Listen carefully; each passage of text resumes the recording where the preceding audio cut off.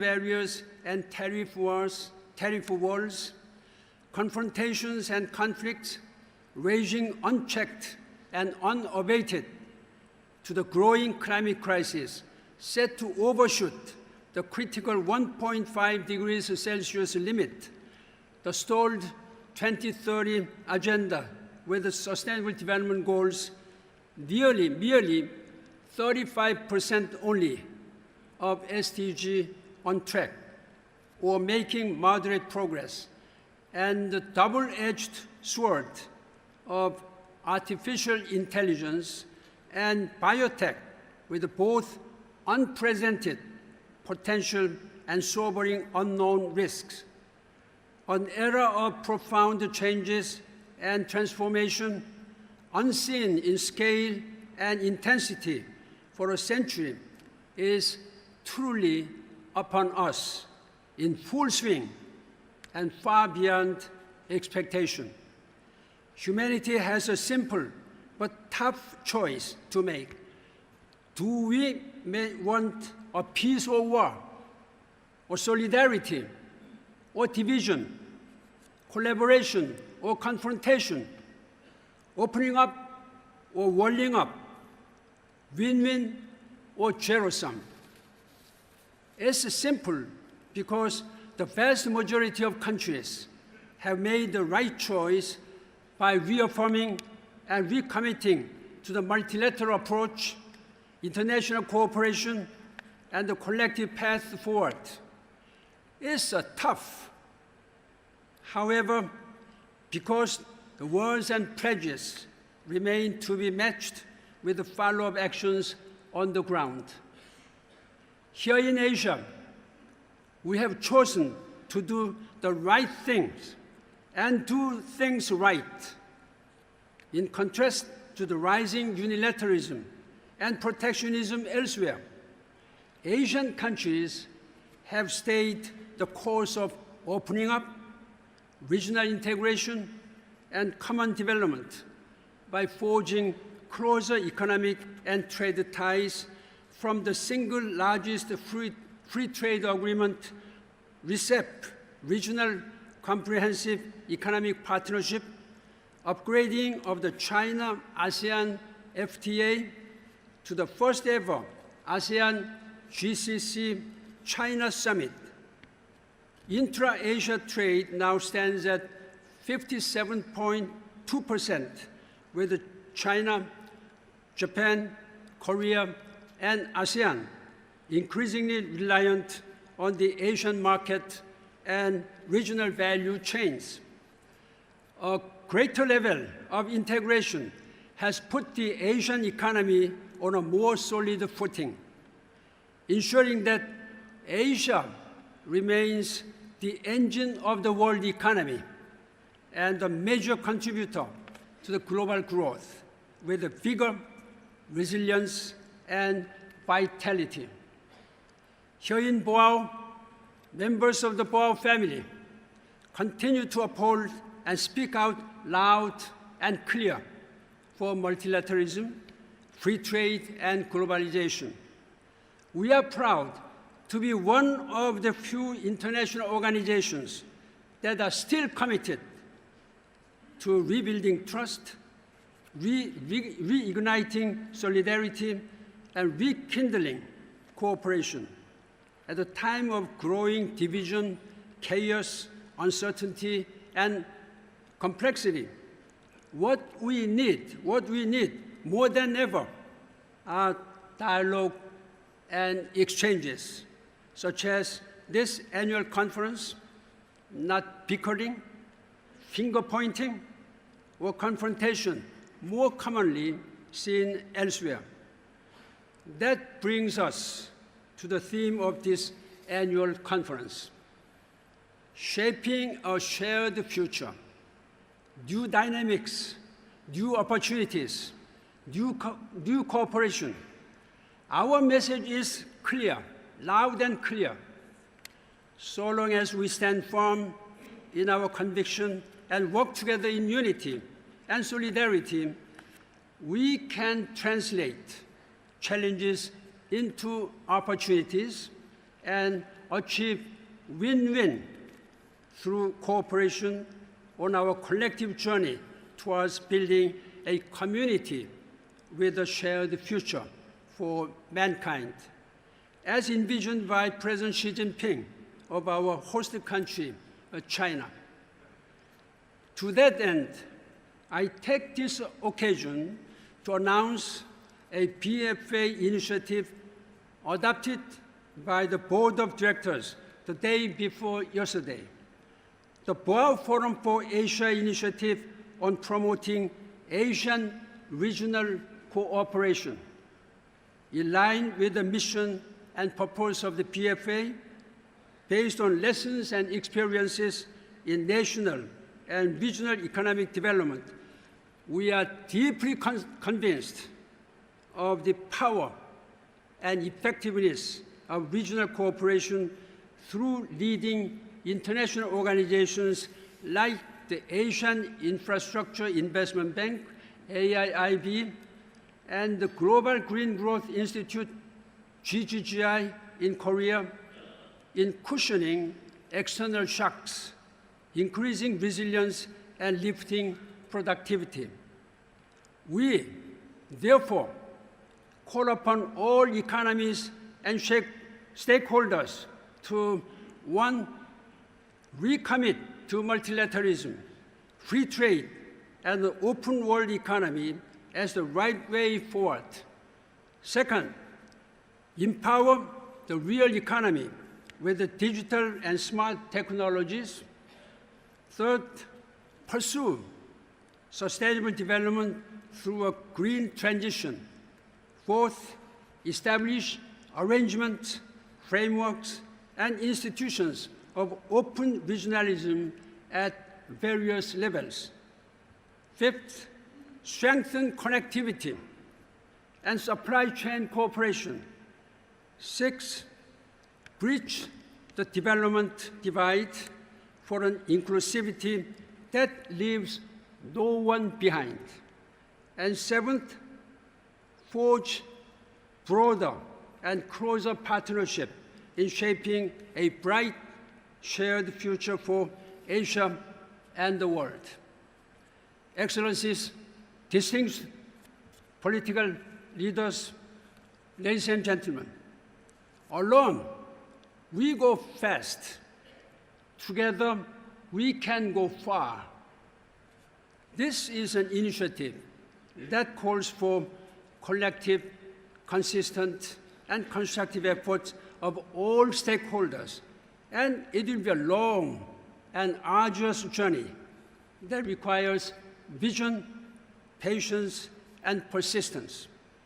I invite all of you to join us in this ambitious but critical undertaking to deliver a better present and future for our generations and generations to come.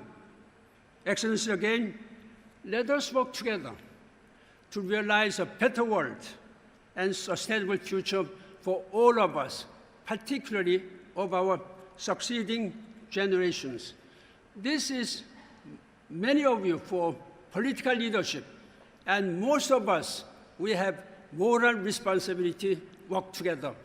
Thank you very much for your leadership. Let us work together for a better future. Thank you very much. 谢谢。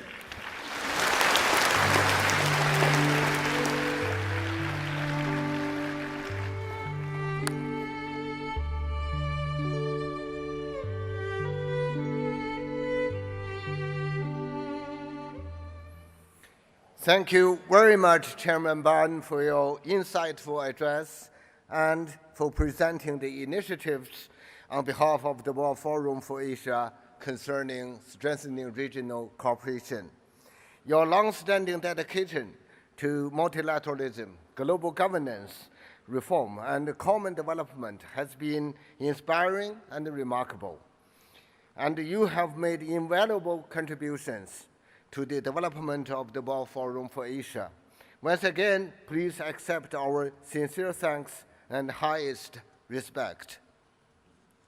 现在，我荣幸地邀请中华人民共和国全国人民代表大会常务委员会委员长赵乐际阁下发表主旨演讲。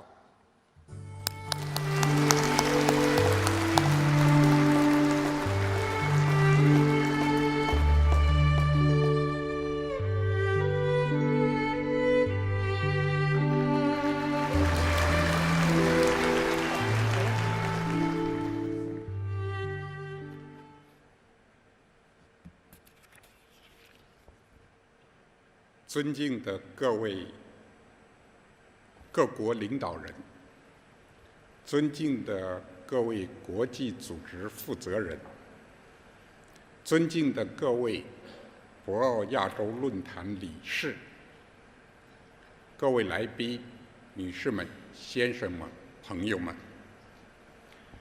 很高兴同各位新老朋友在海南相聚，共同出席博鳌亚洲论坛2026年年会。首先，我谨代表中国政府对年会的召开表示热烈祝贺，对出席年会的各位嘉宾表示诚挚欢迎，对大家长期以来关心和支持中国发展表示衷心感谢。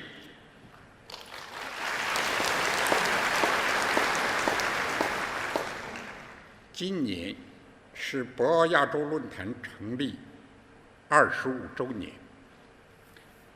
25年来，论坛立足亚洲，面向世界，深化对话合作，凝聚各方共识，成为促进亚洲国家和世界各国交流互鉴、团结协作、共同发展的一块金字招牌。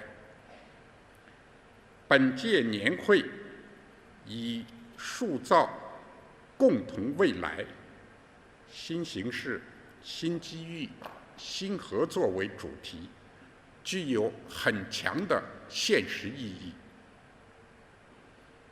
当今世界地缘冲突、局部战争此起彼伏，单边主义、保护主义大行其道，霸权主义、强权政治威胁上升，文明隔阂、阵营对抗的旧思维沉渣泛起，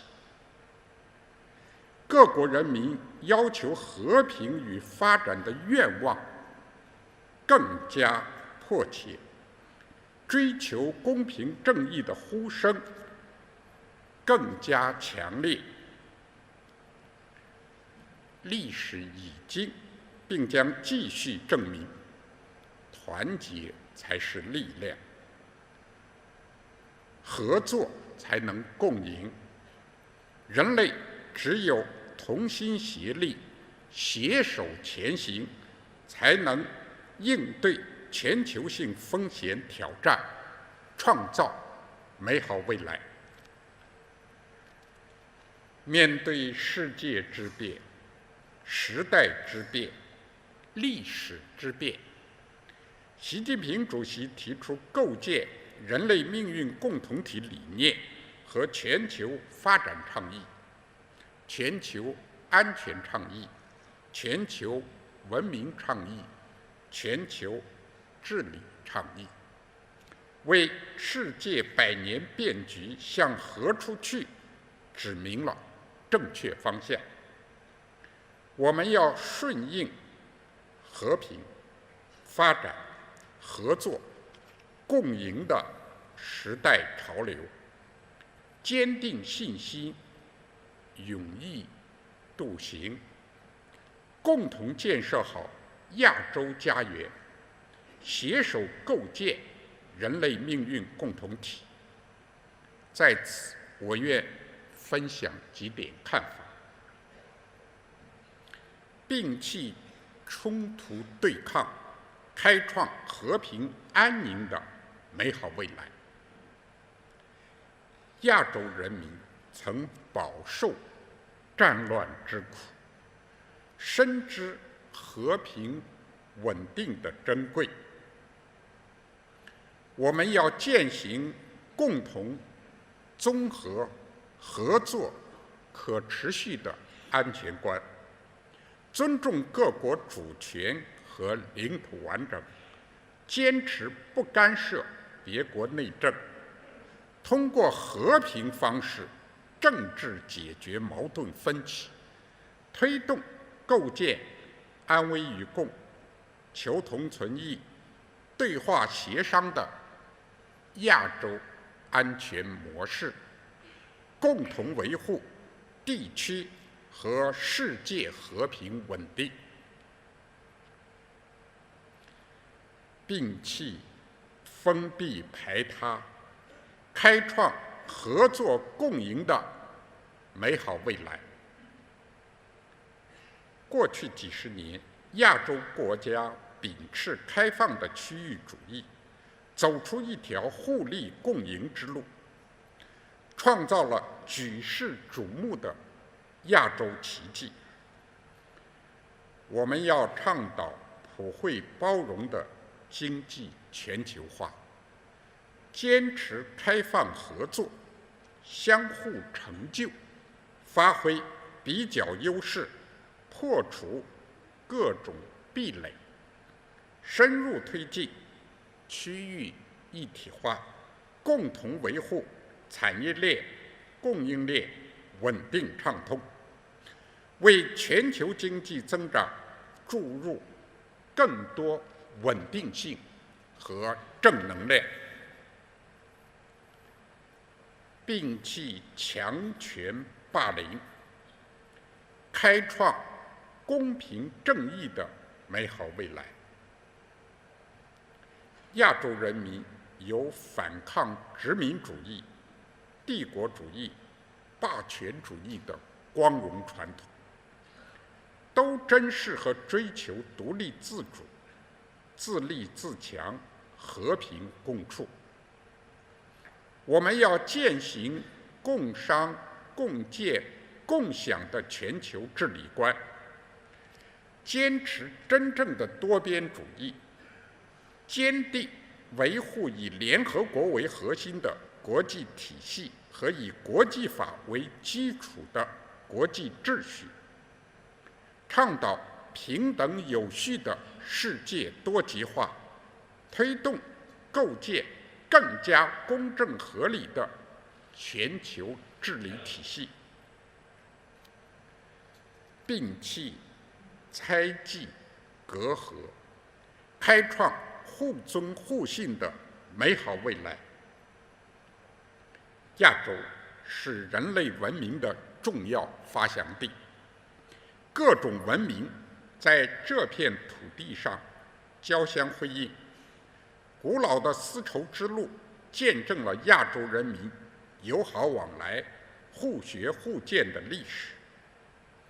我们要践行全球文明倡议，尊重世界文明多样性，弘扬全人类共同价值，反对文明冲突和意识形态对抗，努力开创世界各国人文交流、文化交融、民心相通新局面，共同推动人类文明发展进步。女士们、先生们、朋友们，中国始终致力于发展经济、改善民生，并在自身发展的同时，促进各国共同发展。历经过去5年不懈奋斗，中国“十四五”圆满收官，中国式现代化迈出新的坚实步伐。这5年，中国经济实现5.4%的平均增速，经济总量突破140万亿元人民币，人均国内生产总值超过1.3万美金，对全球经济增长的贡献率稳定在30%左右，持续成为世界经济重要引擎。前不久，中国全国人大审查批准《实务规划纲要》，确定了未来5年国家发展的主要目标和重大任务。中国将完整、准确、全面贯彻新发展理念，加快构建新发展格局，着力推动高质量发展，推动经济实现质的有效提升和量的合理增长，推动人的全面发展，全体人民共同富裕迈出坚实步伐。中国将进一步扩大高水平对外开放，与世界各国共享机遇，共创未来。中国将坚持扩大内需，不断释放超大规模市场红利。14亿多人口和世界上规模最大、成长最快的中等收入群体，蕴含着巨大投资和消费潜力。我们将坚持惠民生和促消费，投资与物和投资与人紧密结合，积极扩大电信、教育、医疗、养老、育幼等领域投资和消费，继续办好进博会、广交会、消博会、联博会、服贸会、投洽会等等，欢迎各国企业开拓深耕中国市场，在全球竞争中赢得先机。中国将坚持创新发展，不断激发增长动能。2025年，中国创新指数排名首次进入全球前10，人工智能、量子科技等研发应用走在世界前列，构建起全球最大、发展最快的可再生能源体系。我们将坚持创新驱动发展，加快高水平科技自立自强，推动科技创新和产业创新深度融合，不断催生新质生产力。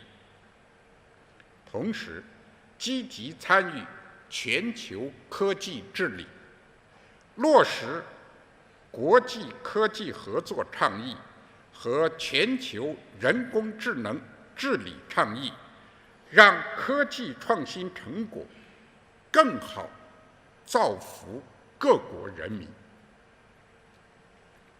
中国将坚持自由贸易，不断深化对外合作。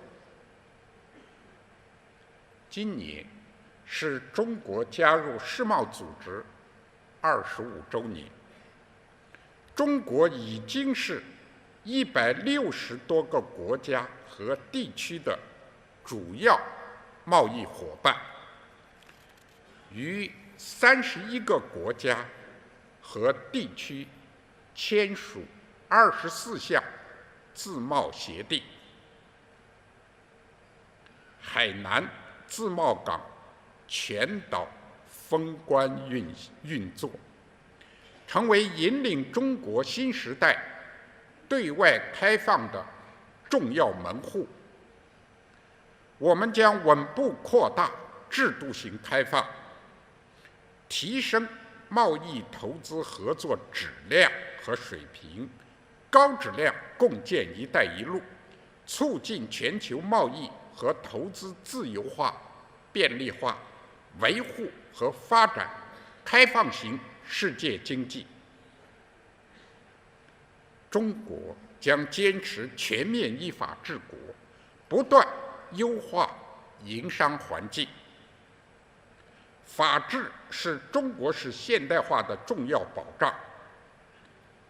中国现行有效的法律310件，行政法规600余件，地方性法规14000余件，以科学完备、统一权威的法律体系为各方面工作法治化提供保障。去年，中国全国人大常委会制定修改《民营经济促进法》、《反不正当竞争法》、《仲裁法》、《海商法》、《对外贸易法》等法律，推动建设法治经济、信用经济。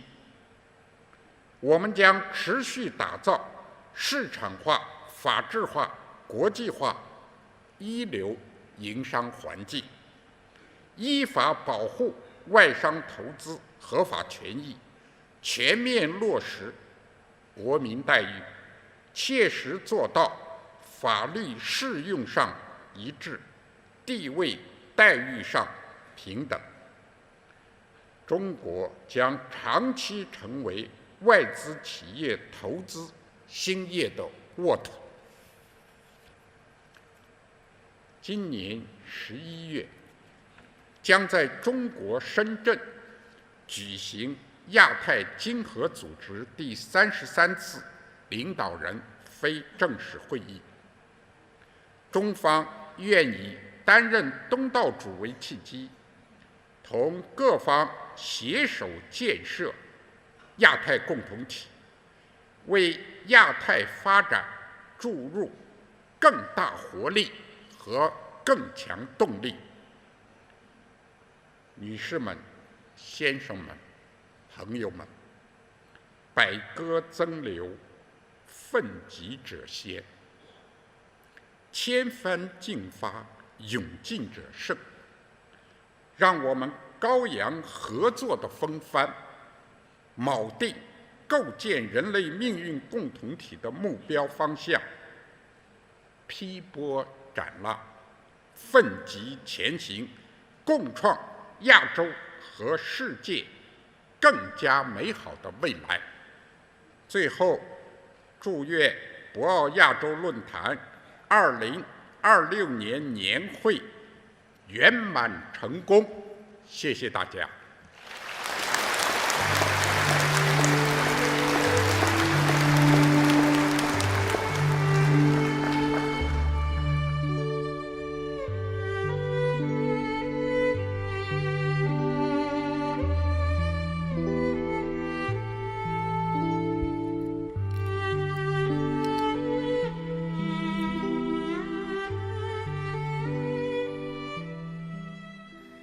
感谢赵乐际委员长阁下，感谢您对当前国际和地区形势所做的深刻阐释和对中国经济形势，特别是“十五五”规划纲要所做的深入分析和介绍。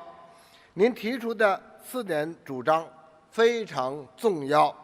面对复杂严峻挑战，我们必须把握正确方向，共同开创和平安宁、合作共赢、公平正义、互尊互信的美好未来。正如习近平主席所指出，中国好，世界才更好。我们有理由对中国的发展前景充满信心。我们也深信中国的发展将继续为各国带来机遇，为动荡的世界注入稳定性和确定性。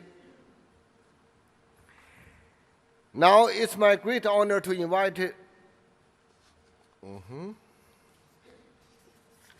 I'm sorry for that.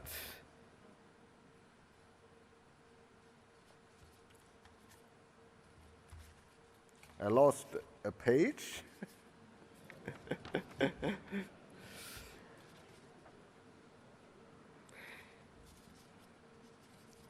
Okay.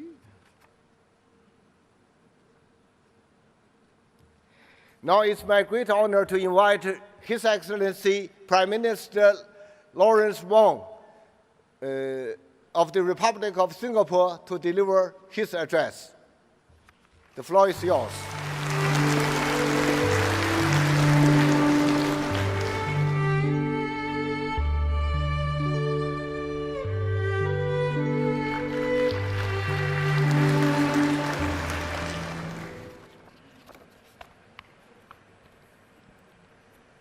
Chairman of the National People's Congress, Mr.赵乐际, Chairman of the博鰲Forum for Asia, Mr. Ban Ki-moon, distinguished guests, ladies and gentlemen, I'm delighted to be here in Hainan Island for the first time and to join you for this 25th anniversary of the博鰲Forum for Asia.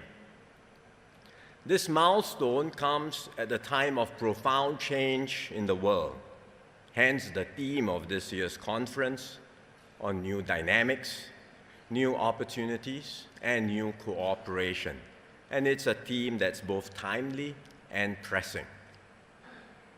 We are seeing these new dynamics unfold all around us. The foundations that have sustained decades of global stability are under severe strain. The war in Ukraine is entering its 5th year. The conflict in the Middle East is in its 4th week and may well drag on.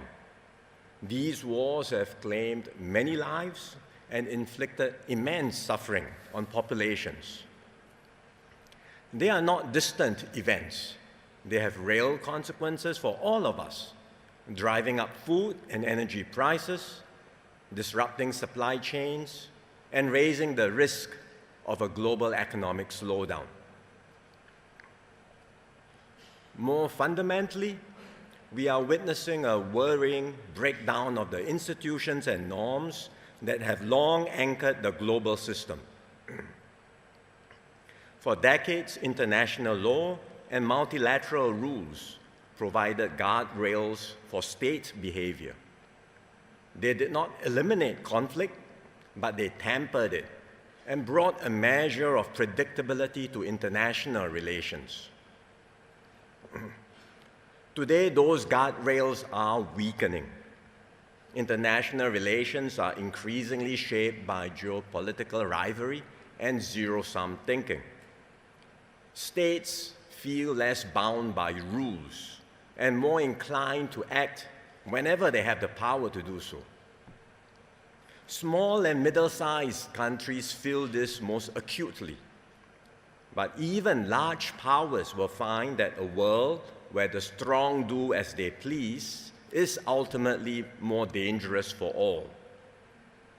When rules give way to raw power, order breaks down, and no country, big or small, is truly secure. These geopolitical shifts are spilling over into the economic domain.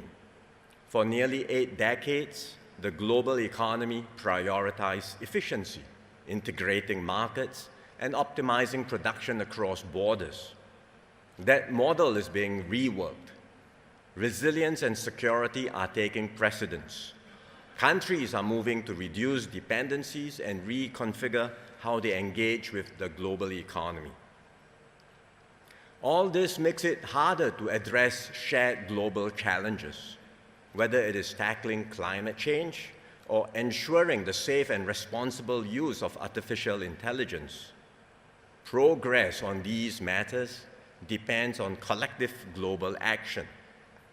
But in today's environment, it has become far harder to find consensus. As a result, our problems are building up and compounding into more serious risk for all. Given this context, how do we move forward?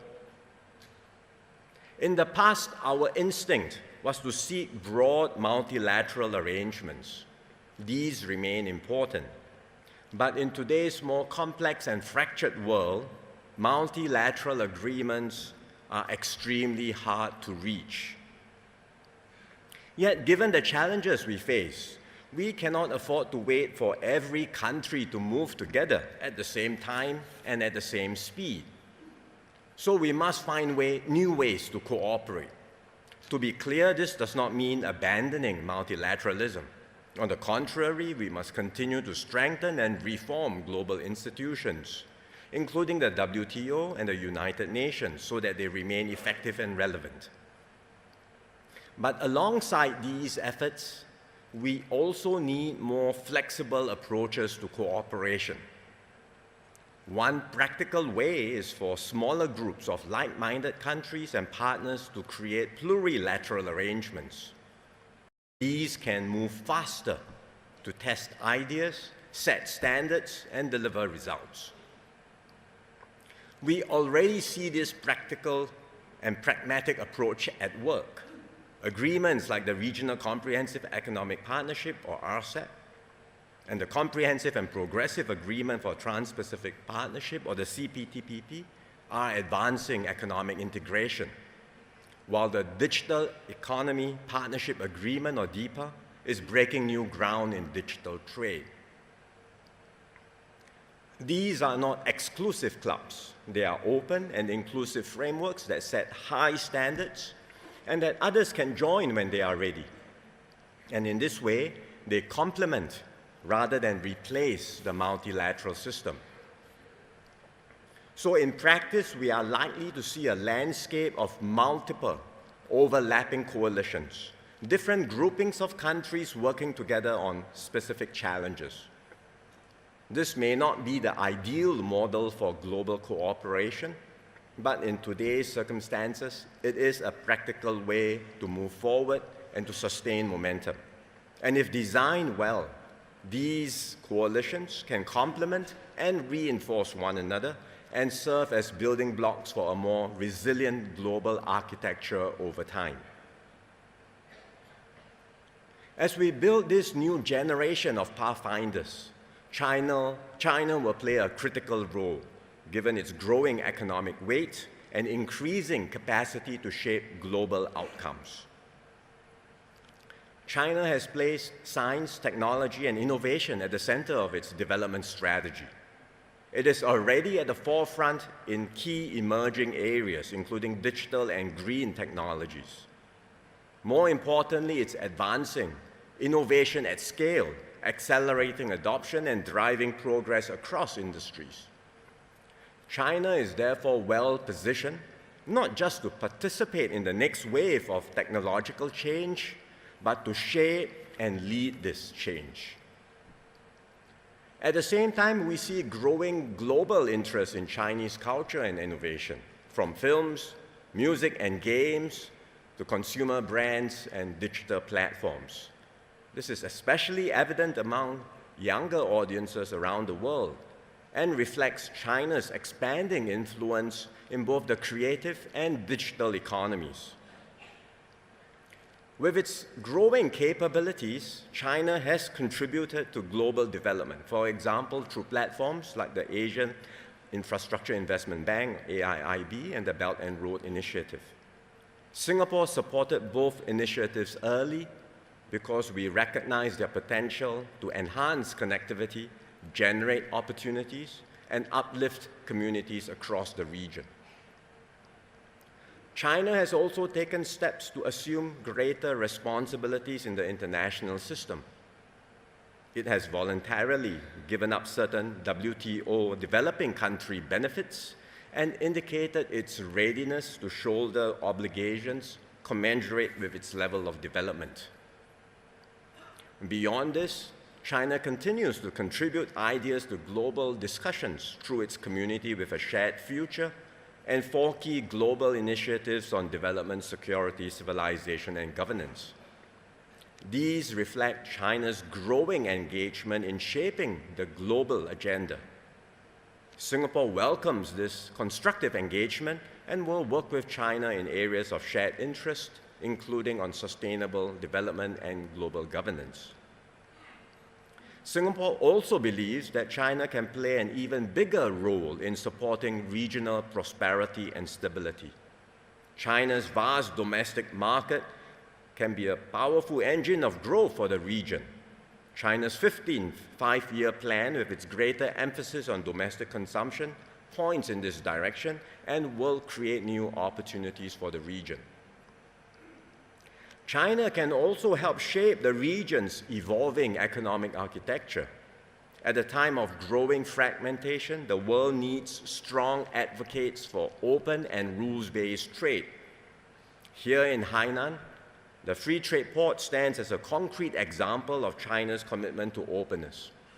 And we hope China will continue in this direction, supporting open markets and strengthening confidence in a predictable and stable global trading system. In emerging domains, China's scale and capabilities also position it to influence new rules and standards in emerging domains. We recognize and value China's efforts, including through its current chairmanship of APEC, to advance trade digitalization and AI for trade. China's active participation in global discussions on AI governance will also be critical to building international consensus on the safe and responsible development of these technologies. Looking ahead, Singapore has confidence in China's long-term prospects. And that's why we've been a leading source of new investments into China for more than a decade. We will continue to partner China closely and deepen collaboration in areas of mutual benefit as both our economies evolve. We will also work with China to deepen its integration into regional economic frameworks. In particular, we support and welcome China's interest in joining CPTPP and DEPA. Integrating an economy of China's scale into these agreements is not straightforward, but doing so will bring significant benefits to the region and strengthen the relevance of these high-standard arrangements. We also see tremendous potential for deeper cooperation between China and ASEAN. The recent upgrade of the ASEAN-China Free Trade Agreement will further strengthen our economic links. And there are opportunities to collaborate on shared challenges, for example, leveraging China's strength in renewable energy to support ASEAN's energy transition, including through initiatives like the ASEAN Power Grid. When Singapore assumes the ASEAN chairmanship next year, we will work with fellow member states to deepen regional integration and strengthen partnerships.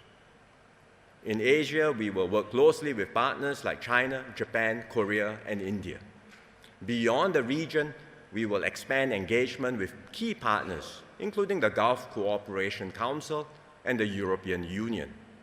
Through these efforts, we will keep ASEAN open, connected, and a driver of growth and cooperation in the global economy. The 25th anniversary of the Pu'ao Forum reminds us how far Asia has come through openness, cooperation, and shared progress. The new dynamics of our time understandably cause anxiety and uncertainty, but they also open up new possibilities for innovation, growth, and renewal. Whether we realize these opportunities will depend on our ability to work together, practically, flexibly, and constructively. Ultimately, Asia's future will not be determined by circumstance, but by the choices we make. We can drift towards rivalry and fragmentation, or we can choose cooperation and openness. If we choose well, Asia can continue to be a source of stability, dynamism, and hope for the future. And the next 25 years can be even more remarkable than the last. This future is within our reach. Let us build it together. Thank you very much.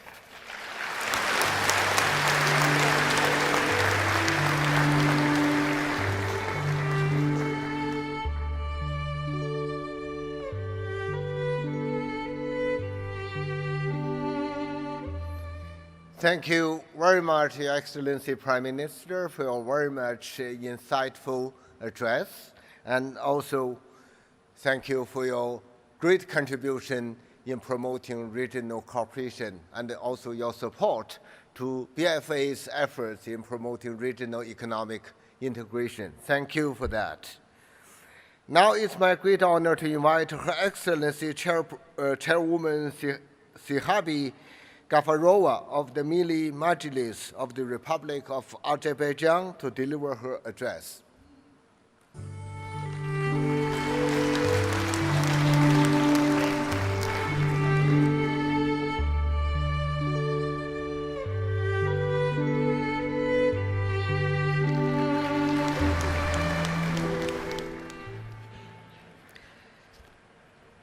Excellencies, distinguished participants, ladies and gentlemen, it's a great honor to take part in this important forum and to address such a distinguished audience.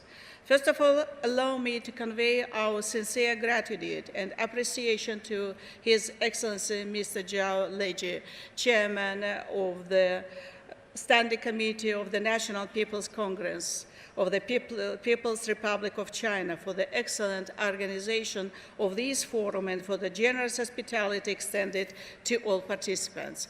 I would also like to express my warm thanks to His Excellency Mr. Pan Ki-moon, Chairman of the Boer Forum of Asia, and His Excellency Mr.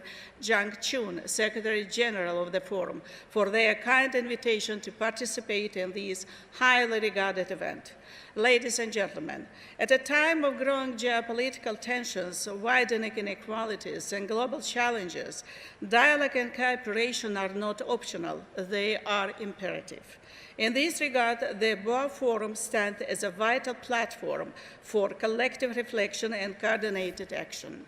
Over 25 years, the Forum has demonstrated its value as a space where leaders and experts come together to advance practical solutions, promote sustainable development, and strengthen international cooperation. Ladies and gentlemen, taking this opportunity, I would like to comment that China plays an important and constructive role in today's international system. It is remarkable achievements in economic, social, and technological development, and its commitment to sharing these gains reflect a forward-looking vision of community with a shared future for mankind. I believe that the successful implementation of the 15th five-year plan recently adopted by the National People's Congress will further advance and broaden this vision. At the same time, the global development, global security, global civilization, and global governance initiatives proposed by His Excellency President Xi Jinping, which are supported by my country, Azerbaijan, offer a comprehensive framework for building a more inclusive, secure, and sustainable world based on cooperation, mutual respect, and shared responsibility. Distinguished participants, shared perspectives bring nations closer. As Azerbaijan and China approach the 35th anniversary of diplomatic relations, it is encouraging to see our partnership reaching a new level. The recent high-level exchanges, including President Ilham Aliyev's visit to China and the signing of two key joint declarations on strategic and comprehensive strategic partnership, clearly demonstrate the depths of our political dialogue, mutual trust, and expanding cooperation. Azerbaijan fully supports these initiatives and shares these principles. Having endured nearly 3 decades of occupation and having restored its territorial integrity and sovereignty in line with international law, Azerbaijan attaches particular importance to the principle of sovereignty, territorial integrity, and non-interference. Our national vision, as defined by President Ilham Aliyev, is grounded in peace, development, multilateralism, mutual respect, and cooperation. This vision is consistently translated into actions. During its chairmanship of the non-aligned movement, Azerbaijan actively promoted the interests of the Global South and contributed to the strengthening the institutional foundations of the movement.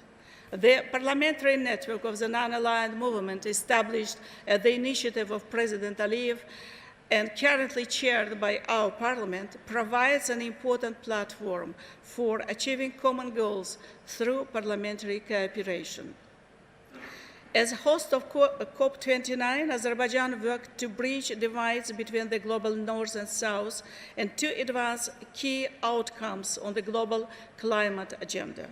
We also continue to promote intercultural dialogue, multiculturalism, and tolerance, including through platforms such as the Global Baku Forum. In the coming months, Azerbaijan will host the World Urban Forum, and in autumn 2026, the summit of the Conference on Interaction and Confidence-Building Measures in Asia, further reinforcing our commitment to international cooperation. Ladies and gentlemen, recent global developments have once again underscored the strategic importance of energy security, transport, and connectivity. Azerbaijan plays a key role in ensuring energy security across a wide region, while ongoing investments in green energy will further strengthen this contribution. At the same time, Azerbaijan has become a major transport hub across Eurasia. As an early supporter of the Belt and Road Initiative, we continue to contribute actively to its development. Indeed, after China, Azerbaijan is the second largest investor in this initiative. Today, the Middle Corridor has proven to be one of the most optimal and secure roads linking Europe with Central Asia and China via the Caspian Sea. Furthermore, the restoration of transport and communication links between Azerbaijan's western regions and the Nakhchivan Autonomous Republic following the peace process between Azerbaijan and Armenia will further enhance the efficiency of the Middle Corridor, which in particular is proving to be a reliable and efficient road connecting Europe and Asia. Distinguished participants, as the President of Azerbaijan, His Excellency Mr. Ilham Aliyev, has emphasized, our projects are designed not only to deliver economic benefits, but also to promote stability, interdependence, and trust among nations. Today's forum once again demonstrates that through partnership, dialogue, and mutual respect, we can effectively address common challenges and build a more stable and prosperous future. Thank you very much for your attention.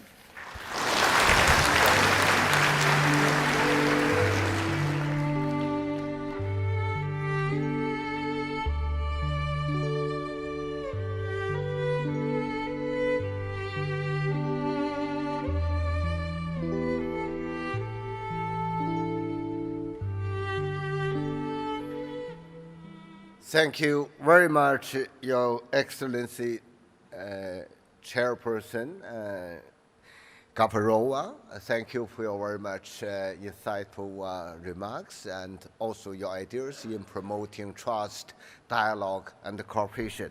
Now it's my great honor to invite His Excellency Jagat Vikramaratne, Speaker of the Parliament of Sri Lanka, to deliver his address.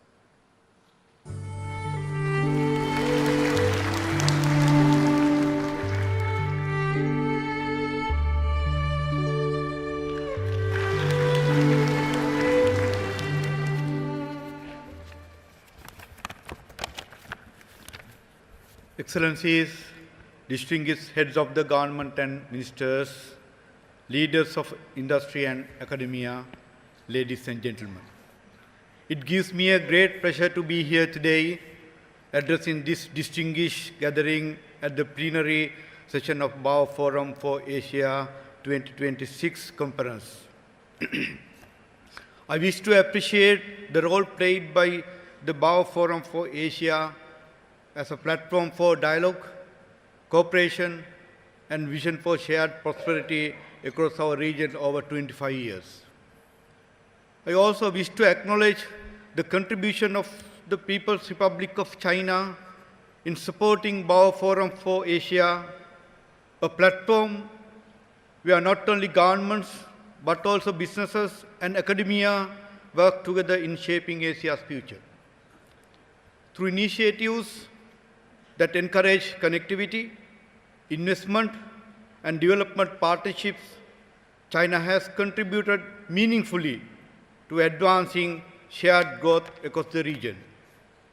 I therefore believe that this year's theme, Shaping a Shared Future, New Dynamics, New Opportunities, New Cooperation, is extremely timely and relevant to today's world context. The global landscape is shifting in ways that are both complex and uncertain. Conflicts continue to disrupt lives and economics, undermining decades of progress. Geopolitical tensions are fragmenting global cooperation at a time when unity is most needed. Economic systems are being reshaped. Geopolitical alignments are shifting, and societies are adapting to new realities at an unprecedented pace. Meanwhile, this climate crisis continues to intensify, bringing more frequent natural disasters such as adverse weather conditions faced by Sri Lanka recently during the Ditwa cyclone, which threatened food and water security and disproportionately impacting vulnerable communities. These global and multifaceted challenges have made cooperation a necessity and no longer a choice. The importance of South-South cooperation has become even more evident in current evolving global landscape. While countries of the South contribute the least to many global crises, we often are the one that bears the most adverse impacts. At a time when the world is grappling with shared and interconnected challenges, the importance of solidarity, collaboration, openness, and collective accountability cannot be overstated. One of the most defining forces of our era is the rise of artificial intelligence and emerging technologies. AI is already transforming industries, accelerating scientific discovery, and reshaping how we live and work. It has the potential to enhance productivity, improve healthcare, strengthen education system, and help us tackle global challenges such as climate change. At the same time, these advancements come with serious risks that must be managed with foresight and care. They raise ethical questions about privacy, data governance, algorithmic bias, and accountability. Moreover, unequal access to technology risks widening existing economics, social and gender disparities both within and among nations. The rise of cyber threats, digital misinformation, and technological fragmentations further underscores that the need for robust government frameworks and strengthened international coordination. This exemplifies why the idea of shared future must move from aspiration to action. The present is a defining moment for Asia, which is home to half of the world's population and an expanding share of global commerce, a dynamic force of global economic growth and positioning it as a key driver of the future. Our region is abundant in cultural richness, human capitals, and resources. It is a ground in shared principles and has a capacity to lead through harmony, mutual respect, and partnerships rather than dominance. I therefore believe South-South partnerships allow us to share development experiences, exchange technology, expand trade, and build resilience together. First, there is a need to reinforce multilateralism and promote inclusive dialogue. Constructive engagement among nations, institutions, and stakeholders is vital to rebuilding the trust and ensuring that a global governance mechanism remains effective and responsive. Second, the technological advancement must be guided by shared principles. establishing common standards for ethical AI, enhancing transparency, and promoting equitable access to digital infrastructure will be critical to ensure that innovation contributes to broad-based and sustainable development. Third, we must accelerate climate action and ensure that the Asia's rapid development is balanced with environmental responsibility. Sri Lanka, a country highly vulnerable to climate change, recognizes the need to transition towards renewable energy, sustainable agriculture, and climate resilience infrastructure. Regional collaboration in green technology, climate finance, and knowledge sharing will be essential to achieving our collective climate goals.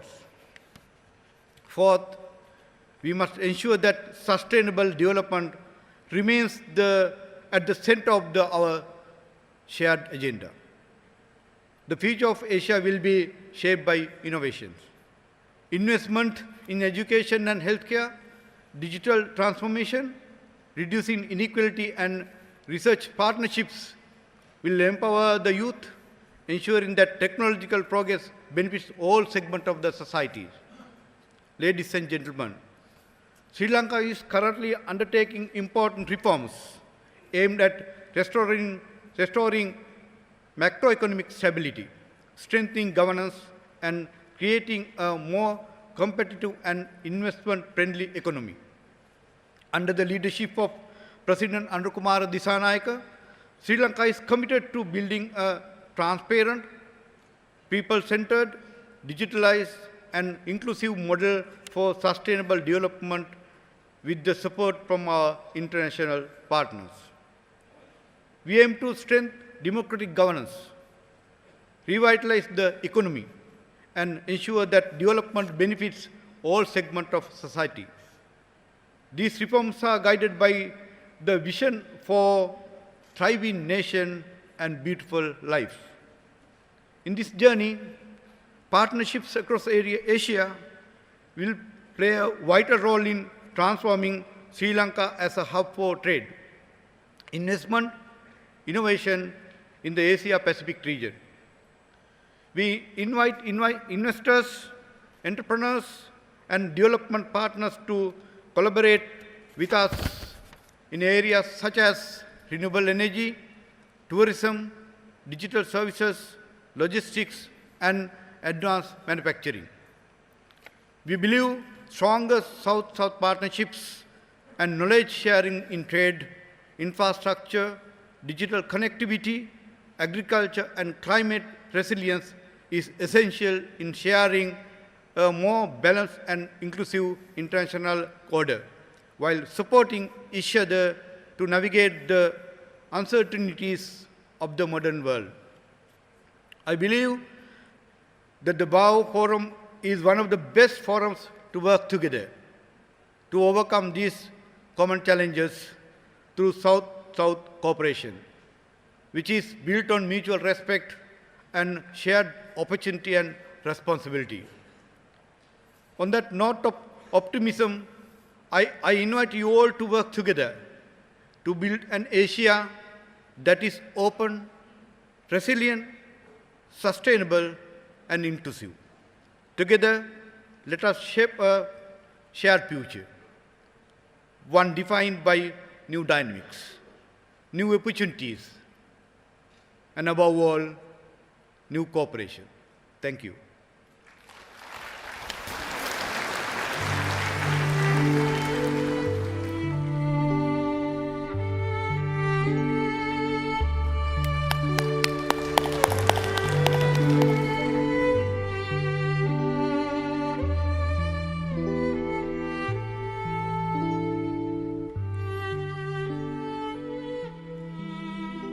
Thank you very much, Your Excellency, for your wisdom, for your thoughts, and I fully agree with you that we should make joint efforts in translating a shared future from vision to action. Thank you. His Excellency Kim Min-suk, Prime Minister of the Republic of Korea has sent us a video address to this plenary session. Now please watch the video message.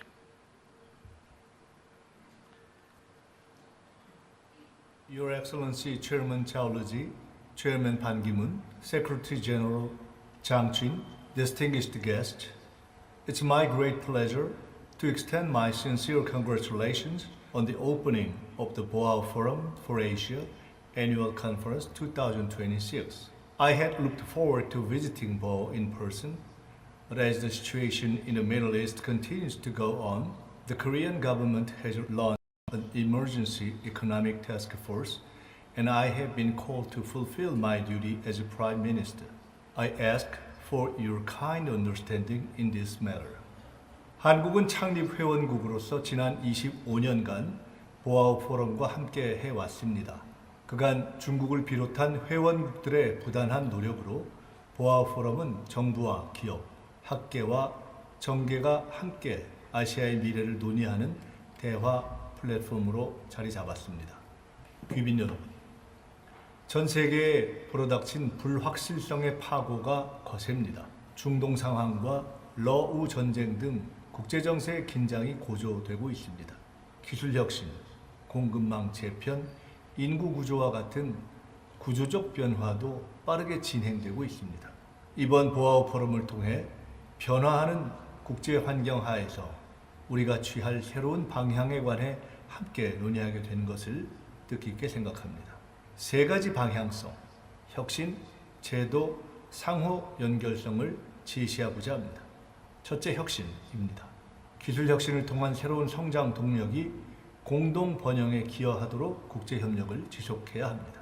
특히 AI 반도체, 바이오와 같은 첨단 분야에서 각국의 산업과 사회 전반에 혁신을 확산시키는 한편 국가 간 협력 노력도 병행해야 합니다. 한국은 AI 전환, AI 기본법 시행 등을 통해 혁신 기술의 산업 현장 적용, 신뢰할 수 있는 디지털 가버넌스 확립 등의 측면에서 아시아의 발전에 기여하고자 합니다. 둘째, 제도입니다.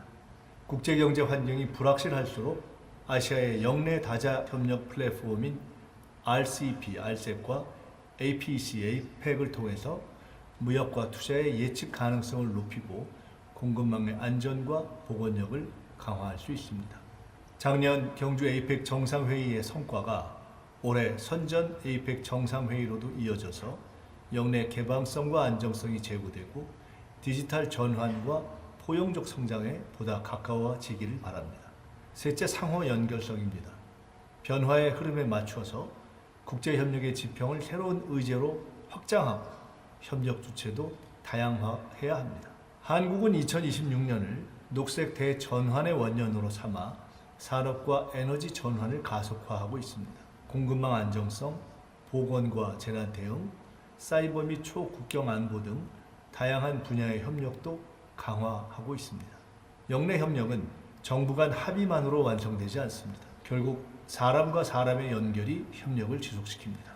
청년 인재 교류, 공동 연구는 장기적으로 지역의 신뢰 자본을 키우는 기반입니다. 귀빈 여러분, 중국은 올해 15차 5개년 계획을 본격화하고 있습니다. 시진핑 주석께서 강조하신 바와 같이 중국은 높은 수준의 대외 개방을 추진하고 장춘, 하이난, 옌타이 등에서 국제협력 시범구, 산업협력 단지와 같은 협력 거점을 조성해 왔습니다. 한국은 글로벌 기업과 자본, 기술이 결합되는 이러한 플랫폼을 적극 활용해서 중국과의 산업기술 투자 협력을 구체화하고 성과로 만들어 나가려 합니다. 이를 통해 한중 양국은 물론 세계 경제에 기여하는 협력 모델을 만들어가기를 기대합니다. 지난 1월 이재명 대통령께서 중국을 방문하셨을 때 한국과 중국은 같은 바다를 한 방향을 향해 항해하는 배와 같다고 말씀하신 바가 있습니다. 이러한 동주 공제의 정신은 불확실성이라는 도전에 직면한 오늘 더욱 절실하며 한중뿐 아니라 아시아 모두에 해당하는 가치입니다. 오늘 우리가 마주한 도전은 어느 한 나라의 힘만으로는 해결하기가 어렵습니다. 영내 국가들이 신뢰를 바탕으로 힘을 합칠 때 비로소 새로운 기회로 도전을 바꿔갈 수 있을 것입니다.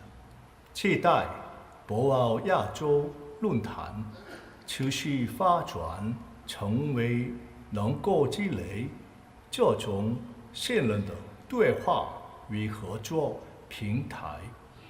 谢谢。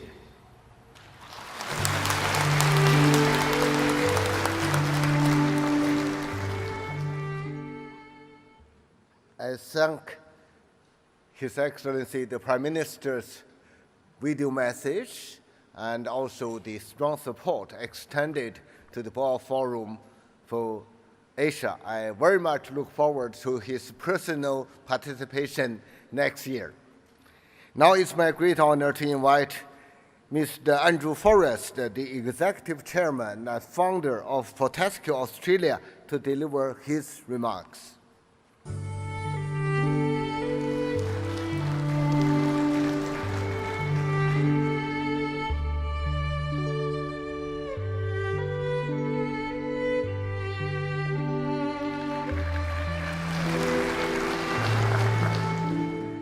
Ni hao, ni hao.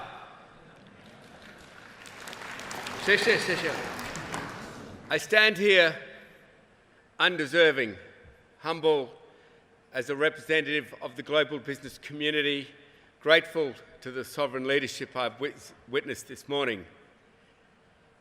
I also stand here grateful specifically to my chairman of the Boao Forum for Asia, Ban Ki-moon, who said very clearly, challenges to opportunities. That is my theme.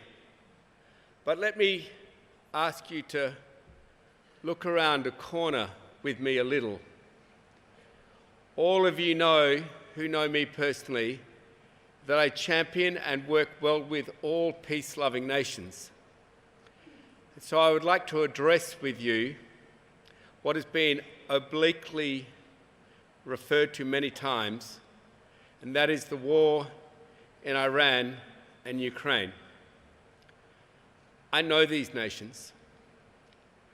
I've seen Ukraine become resilient to an overwhelming force who's bombed and bombed and bombed it for as many years as Iran has effectively been at war with many nations and has been extremely resilient for as many decades as Ukraine has had years against an overwhelming force.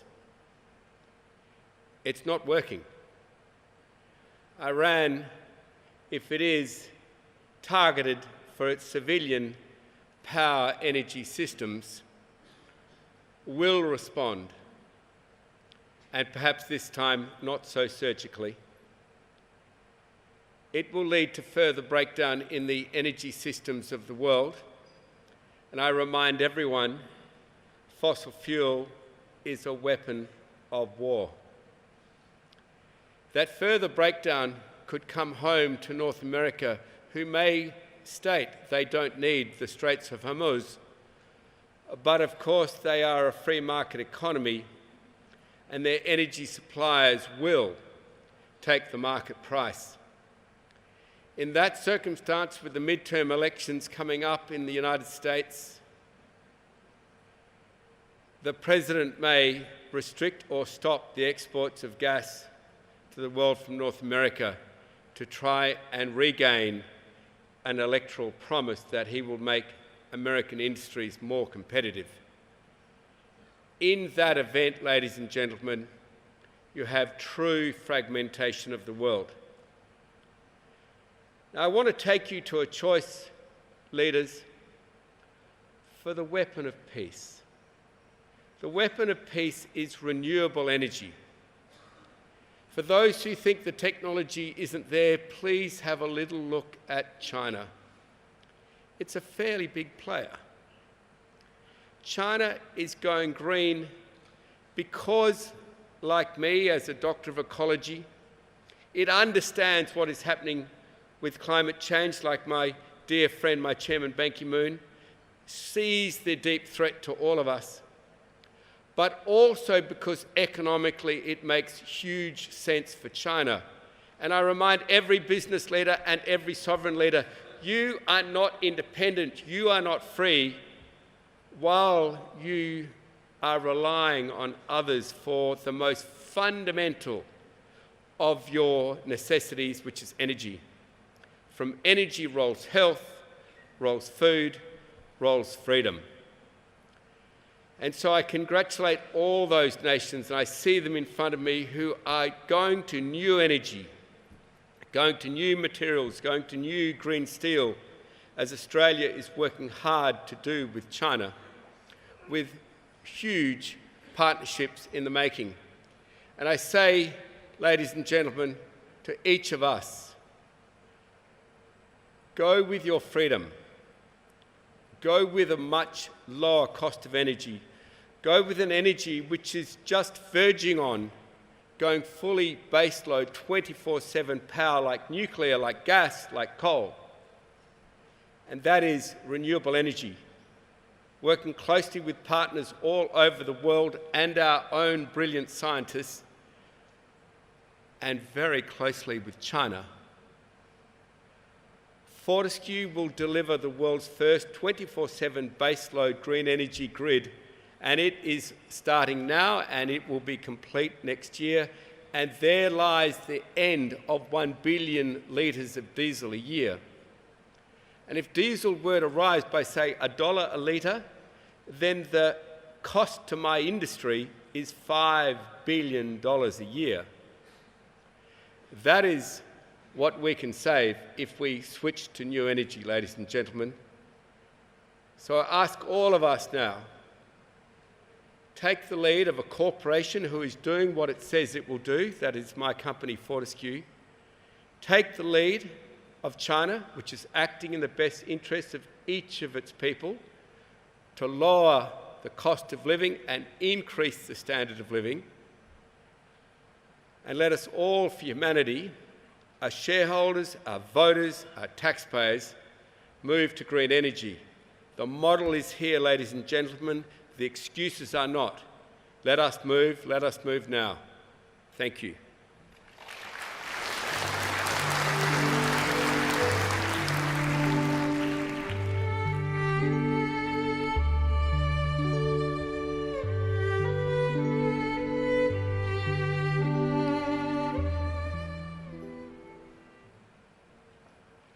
我们已经聆听了今天全体会议上全部嘉宾的演讲，让我们再次以热烈的掌声对赵乐际委员长和各国领导人、工商界代表的精彩演讲表示衷心感谢。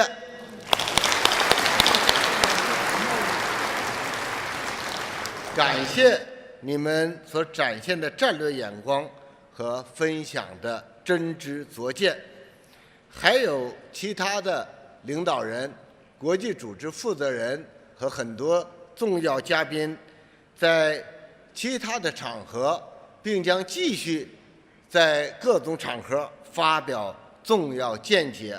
我也借此机会，同样对他们表示衷心的感谢。世界大变局既充满挑战，也蕴含新的机遇。只要我们坚定信心，把握新形势，抢抓新机遇，拓展新合作，坚持不懈推动构建人类命运共同体，我们一定能够开创更加美好的未来。全体大会到此结束，谢谢大家。